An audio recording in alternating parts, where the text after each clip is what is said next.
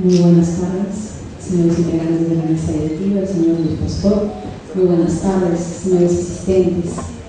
Quien les habla es Evelyn Fratoma de la Cruz, soy abogada, soy huamanguina de nacimiento y en el ejercicio de mi carrera he podido conocer de muy cerca los actos de corrupción cometidos en manos de alcaldes y presidentes regionales, ahora llamados como gobernadores regionales. Saludos, señores. La existencia de este conclave. Personas como yo necesitamos saber que hay ciudadanos peruanos, que hay personas como ustedes que dotan su tiempo, su esfuerzo, su vehemencia para informar a la ciudadanía de las grandes amenazas hacia el Estado peruano. Y una de ellas es precisamente la reelección de los alcaldes. Bien ha detallado el colega que me ha antecedido y cuál ha sido todo el desarrollo para lograr esta conquista, modificar la Constitución para ya impedir que los alcaldes y los gobernadores regionales puedan ser reelectos. Incluso esas reelecciones han venido protegidas desde el Jurado Nacional de Elecciones, estoy segura, en un claro acto de influencia de la corrupción. Porque no es posible que de órganos tan importantes como el Jurado Nacional de Elecciones haya obtenido una resolución de 721 del 2011 que haya impedido que los alcaldes sean vacados cuando existían pruebas de las infracciones que habían cometido.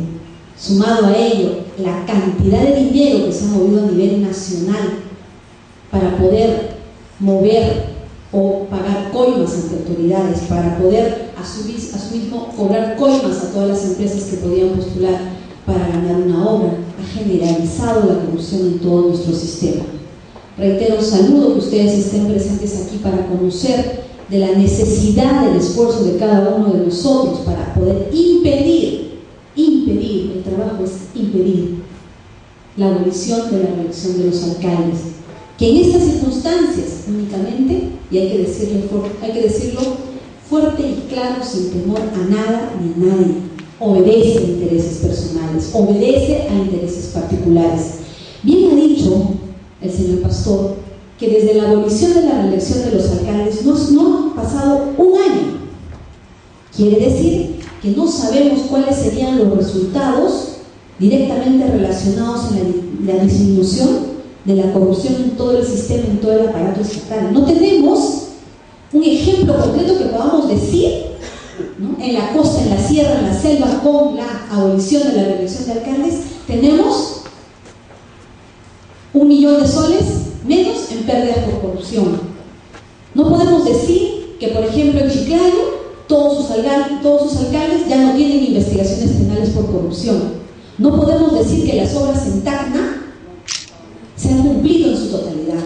No podemos tener la información cuantificada. Entendamos, aquello que no se puede cuantificar no se puede gestionar. Aquello que no se puede medir no se puede gestionar.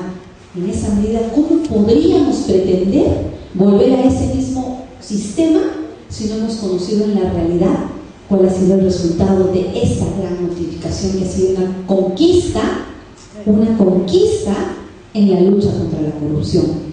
Algo más grave aún, señores, se ha logrado modificar la Constitución, requiere 2 legislaturas, 87 votos, y en la pasada legislatura se ha tenido que llegar a un consenso después de muchos debates en los cuales vemos que esos mismos actores, señores congresistas, que lograron que se diera esta modificación el día de hoy, tendenciosamente están sugiriendo modificaciones. ¿Qué pasó en el camino? ¿Qué les hizo cambiar de opinión? Lograr una modificación constitucional, señores, no es fácil. Ha tenido que haber consenso, ha tenido que haber muchas batallas. ¿Qué ha tenido que pasar? Lo más grave, señores, es que si hablamos de que la corrupción está generalizada en todo el sistema estatal, vayamos a preguntar a nuestras autoridades, al Congreso de la República y al Ejecutivo, ¿qué medidas en concreto se han puesto en vigencia, se han establecido para poder luchar y parar, disminuir en algo la corrupción? ¿Se ha establecido acaso que todos los integrantes de las oficinas de control interno, quienes en tiempo real están en todas las entidades, donde se están llevando a cabo minuto a minuto, todos los días, procesos de selección, procesos de contratación, donde está operando la corrupción, incluso desde el momento en que se Luego, a continuación, cuando se elaboran las bases, cuando ya se empieza a orientar la contratación para que sea como un anillo al dedo para una empresa. Luego, cuando se lleva a cabo el proceso de selección y se manipulan las valoraciones, la puntuación, al momento de suscribir el contrato y se deja de lado todas aquellas reglas, aquellas cláusulas que deben garantizar los intereses del Estado, el pago de las penalidades, por ejemplo. Luego, en la ejecución de las obras. ¿Cuánto dinero se roban en la ejecución de las obras? Si una valorización se ha realizado maquillando un empobrecimiento del material, por ejemplo, de un puente, ese delito, esa irregularidad en su primer momento debió haber sido identificado por aquel que para pagar la valorización primero tiene que ir a verificar, que tiene que ir a contrastar, que tiene que ir a tomar las fotografías, que tiene que tomar las muestras. De lo contrario, no debería pagar el dinero de esa valorización. Entonces, ¿qué ha pasado? Ha operado la corrupción, señores, porque se pagan esos dineros sabiendo que no se encuentran dentro de los parámetros que estaban exigidos. Y así tenemos obras ya recepcionadas por el Estado en total desperfecto. Eso todavía es en la mejor de las condiciones que podemos hablar, que nos entrega una carretera que debía durar 30 años y dura 5, o que ni al cabo de su entrega y de la inauguración ya se está despedazando en todo su recorrido. Eso sería lo mejor, señores. Estamos hablando de miles de obras abandonadas a nivel nacional, miles de obras que no existen, pero vayan a ver ustedes si se ha hecho el desembolso, si se han hecho los pagos. En la región Ancash hay obras que no existen. Entonces, en todo ese recorrido, en todos esos procesos de contratación que día a día se llevan a cabo en las instituciones, ¿qué necesitamos? Que el órgano de control interno, que incluso es testigo de todos esos procesos como veedor, ¿verdad?, en su integridad, todos esos auditores sean independientes. En este momento los contrata el titular de la entidad, es decir, el alcalde. Los contrata, los selecciona, les paga. Entonces, aquel auditor que no depende de la Contraloría, que no depende del jefe de la OCE, sino que depende del alcalde, va a tener la libertad de hacer una auditoría a cabalidad. Va a poderle decir, señor, aquí se están robando el dinero, de esta manera están falsificando documentos, de esta manera están orientando la contratación. ¿Lo va a poder decir? No. Y si lo hace, ¿qué sucede? Lo despide inmediatamente. Es decir, aquello que es más peligroso para un servidor, es decir, su remuneración, su estabilidad laboral, es la condición que permite la corrupción. Así de grave es. No es solo en una medida, tal vez, no. Denuncias, evidencias, te despiden. ¿Qué ha sucedido a nivel nacional? Miles de auditores, señores, no están haciendo su trabajo correctamente. No lo están haciendo, están maquillando la corrupción, están dejando pasar. Han dejado pasar, por eso nos encontramos en este estado a nivel nacional. Entonces, ¿cómo es posible que el presidente de la República esté dando mensajes a la ciudadanía sin haber recorrido el Perú, sin haber tomado conocimiento cuántas denuncias hay en cada ciudad del Perú contra los alcaldes, y ya pueda estar diciéndonos en los medios de comunicación que es una idea que bien podría revisar, que es una idea que bien podría adecuarse o darse en estos momentos en el Perú?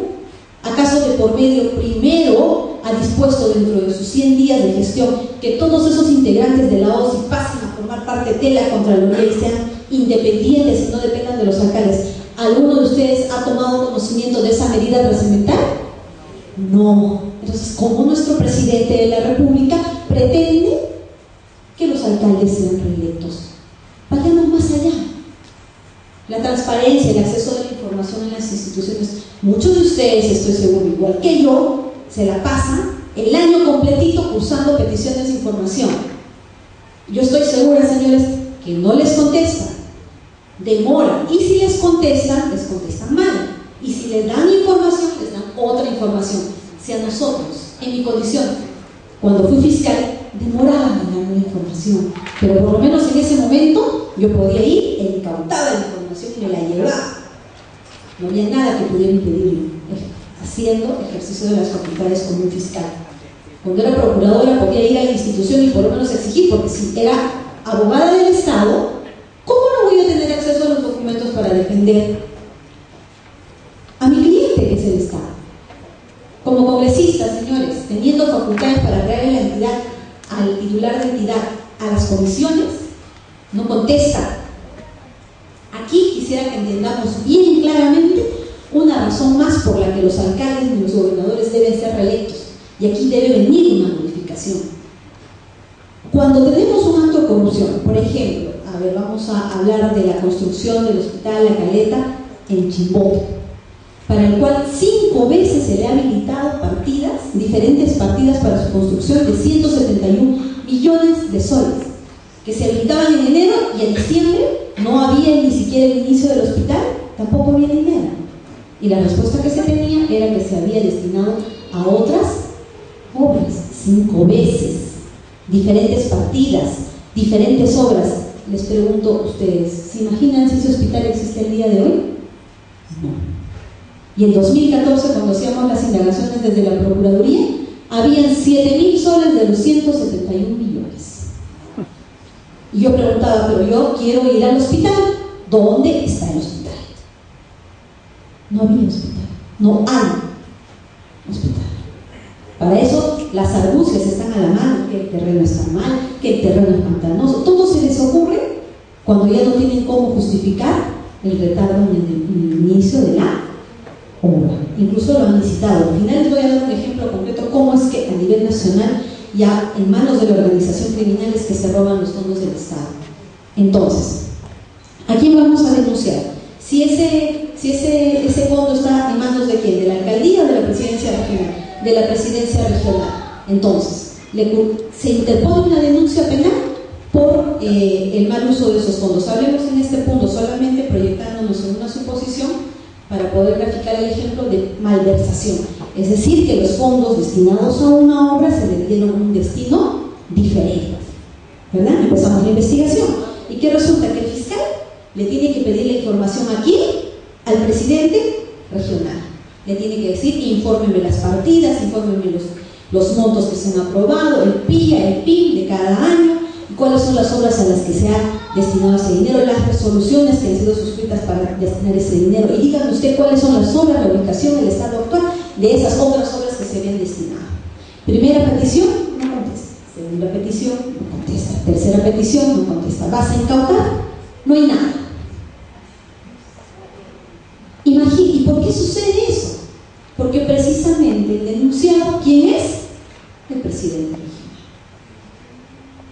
¿A quién le estás pidiendo la información?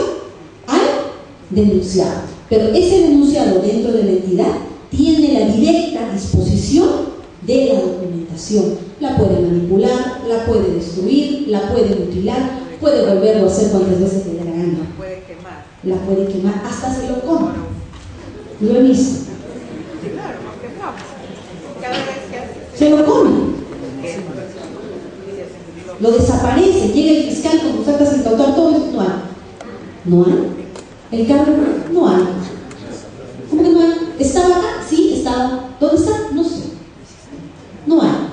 Así te contesta en el Estado, donde todo se supone que está cuantificado, distribuido, archivado, responsables, entregas de cargo, entregas de recepción, entregas de cargo, ¿o no? Es una obligación. Pero eso sucede reiteradamente en las investigaciones que ya existen, señores. Entonces, ahí la primera incompatibilidad.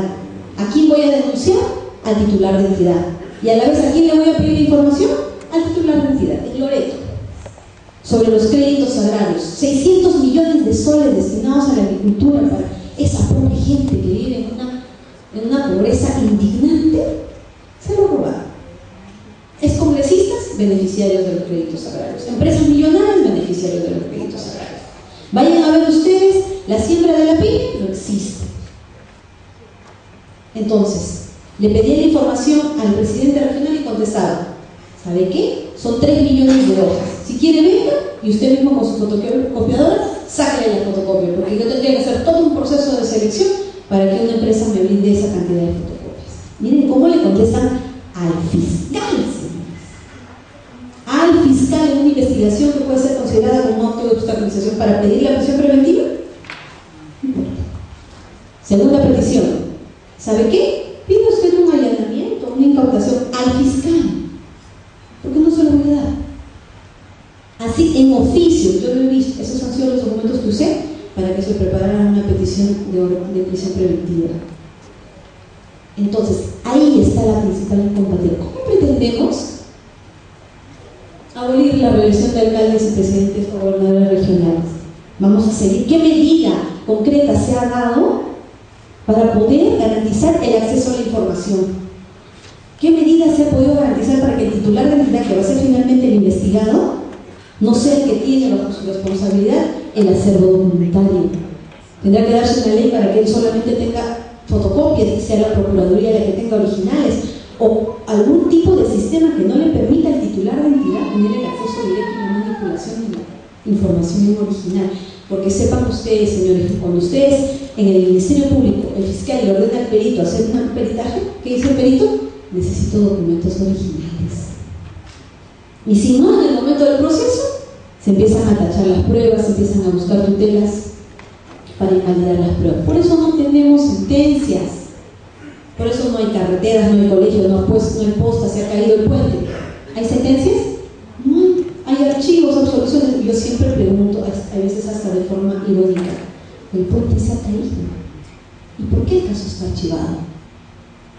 Porque el puente se ha caído, señores. No hay el puente. Pero ¿vas a la investigación? ¿Hay algún sentenciado? No hay. ¿Dónde está la investigación? Archivada. ¿Y cuál es la coherencia? ¿Cuál es la razón? ¿Qué operó ahí? La corrupción. Porque la corrupción desarrolla, señores, toda una ruta de donde nace.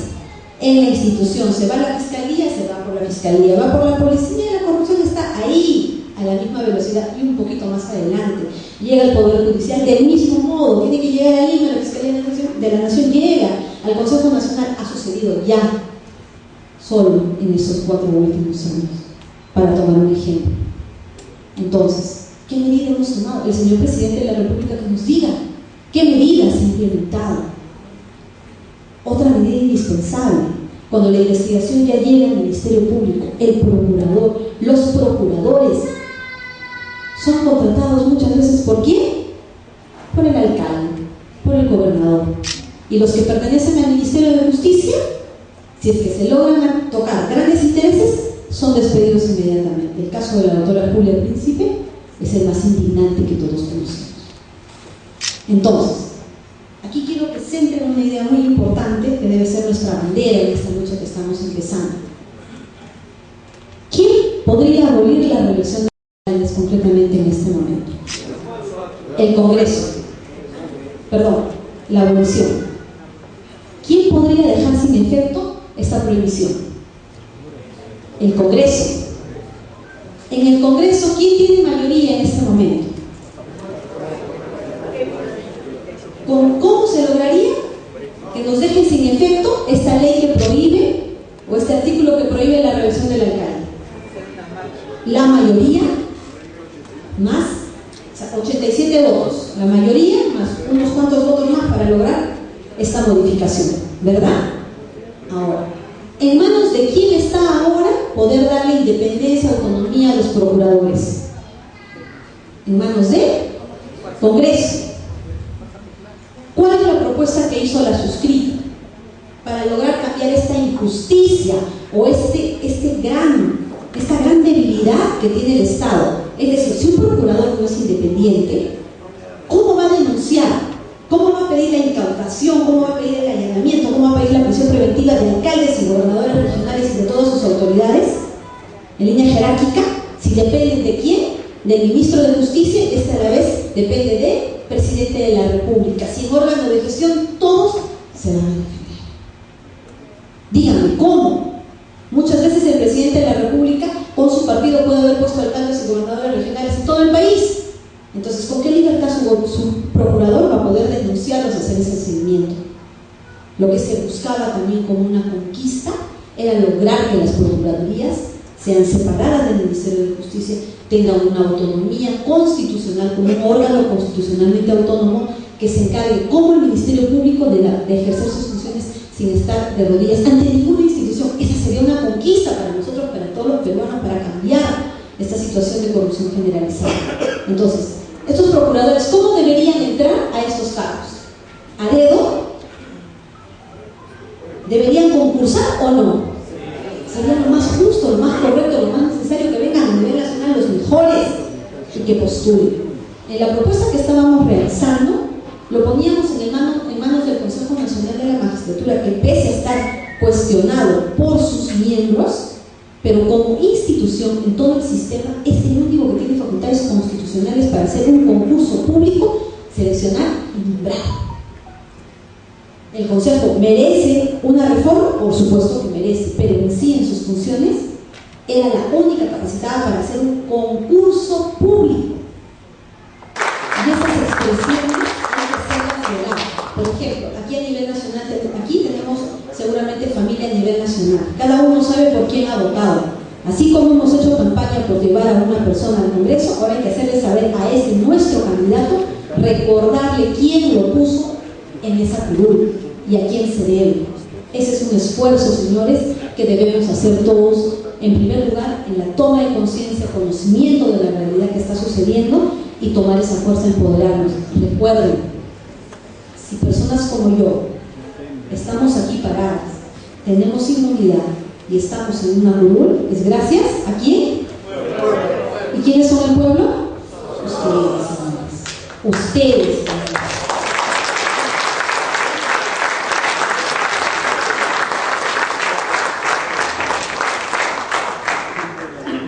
Para terminar, yo creo que era necesario un poco conocer la realidad adicionalmente a todo el desarrollo de normas que ha tenido la abolición de la reelección de los alcaldes. Era necesario conocer cuál es la realidad. El sistema ya, la forma que la corrupción, en la que la corrupción opera el día de hoy, ya no es aislada. Eso quisiera que lo entiendan. Si nosotros pongámonos a pensar, a ver, la línea amarilla en la Municipalidad de Lima, podríamos hablar de esa obra y si se inicia una investigación, se puede investigar al alcalde, a sus gerentes, a todos los que hayan tenido que ver con una firma, con una decisión, en algún tipo de irregularidad que pudiera existir. Podría investigarse un caso, no sé, de corrupción, peculado, malversación, solamente proyectándonos en un ejemplo. Entonces estaríamos hablando de un grupo de personas que cometieron un delito, como autores, coautores, controles primarios y secundarios. ¿Bien? Pero la corrupción no sucede así. Como lo que se tiene es todo un periodo de años, compuesto por años, tiempo, y los funcionarios están en línea y son los que van a prevalecer en el tiempo también. Ahora la corrupción está operando ya en manos de organizaciones criminales. ¿Y cuándo es que se convierte ya en un delito cometido en manos de una organización criminal? Cuando en el tiempo existe reiterancia. Es decir, si hablamos de una gestión de un alcalde, ya empezamos en 2014, ya todas las obras, todas las contrataciones que haya podido realizar, ¿no?, una tras otra, ya son objeto de corrupción. ¿Qué quiere decir? Que ese actuar es generalizado, sistemático y permanente en el tiempo. ¿Quiénes han tenido que ver? Los mismos funcionarios. ¿Cuál ha sido el objetivo siempre? Van a utilizar los fondos del Estado en beneficio personal o de terceros. Entonces, si se dan cuenta, ya no estamos hablando de corrupción respecto a un proceso, estamos hablando de todos los procesos, de los mismos funcionarios en todos los procesos durante esos 3, 4 o 5 años. Entonces, eso es lo que está sucediendo en el Perú. Y, por ejemplo, ¿qué fue lo grave en Ancash? ¿Por qué el sicariato? ¿Por qué matar? ¿Por qué organizarse de esa manera? ¿Por qué llegar a una organización criminal con un brazo del sicariato? Por la cantidad de dinero que se manejó y por la modalidad en que se robaba el dinero. En Ancash lo que se creó fue una fábrica de coimas. No es que si tenía una obra que costaba, por ejemplo 10 soles, ¿ya?, robábamos o cobrábamos 10% de esa obra, ya teníamos una coima por la valorización de tanto, pero por esa obra que costaba 10 soles. Lo que hicieron ahí mal, pero ingeniosamente, es crear una fábrica de coimas. Es así. Por ejemplo, en este ejemplo que les doy, disculpen la redundancia, del Hospital La Caleta, habilitaban los 171 millones en el PIB, ¿verdad?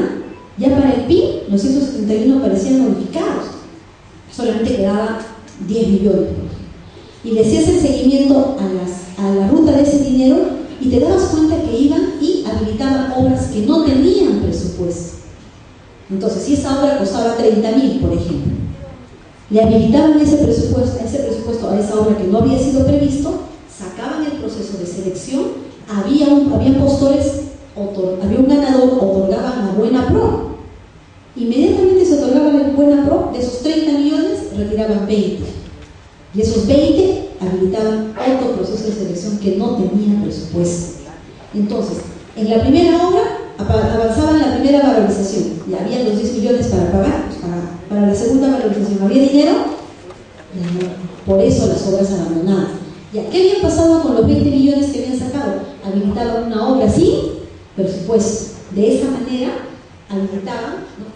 Sacaban el proceso de selección.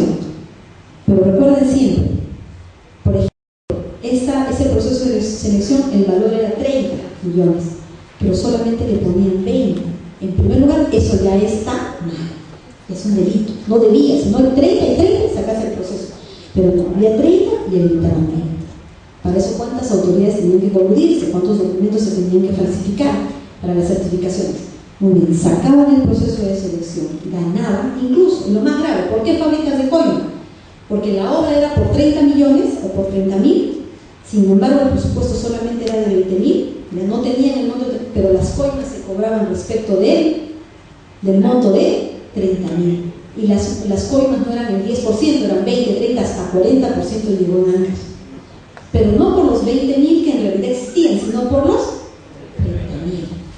Entonces, sacaban el proceso, otorgaban la buena pro, empezaban, de esos 20.000 le quitaban 10.000 y habilitaban otra obra que no tenía presupuesto, otra vez por 30.000, pero solamente tenían 10.000 y cobraban la coima por el valor de 30.000 y otra vez sacaban el proceso de selección, otorgaban la buena pro y le dejaban 5.000 y le sacaban 5.000.